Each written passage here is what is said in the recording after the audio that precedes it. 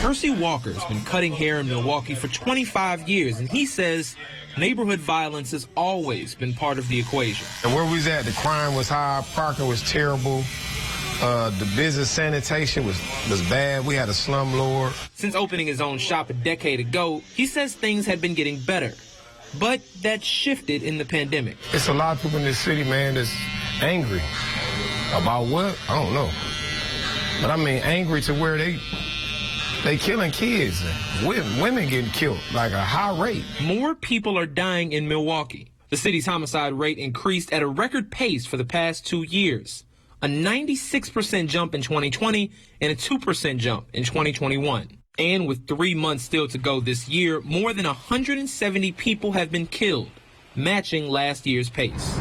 This uptick in violence has become the first line of attack for the Wisconsin GOP in two of the most closely watched races in the country, and for good reason. According to a Marquette University poll, at least 88% of Wisconsin voters are somewhat concerned about crime.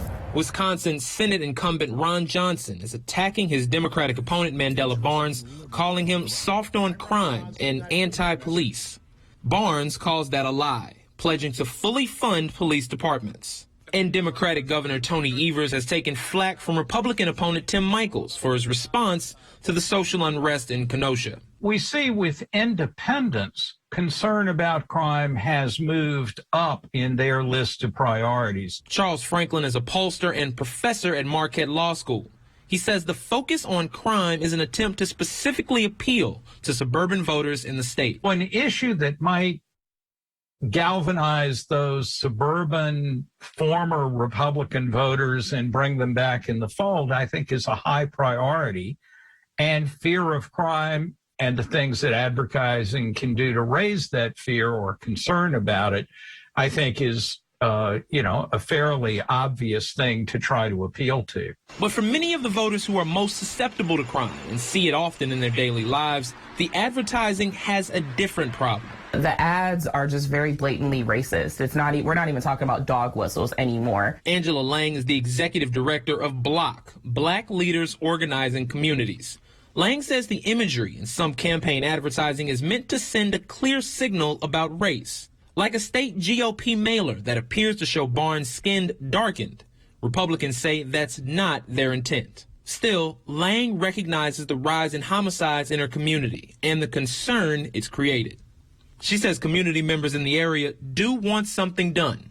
We've seen some real tragedies in our community. I think we're not being realistic and not talking about the root of those things. And 9 times out of 10, it's not people that wake up one day and say, yeah, I'm just going to, do this. People are often doing it from a place of survival. Percy Walker says though he's disappointed in the direction things have been headed, he knows one thing for certain. Yeah, I'm still going to vote. I'm not the guy that does not vote. I always vote. Just be frustrated voter.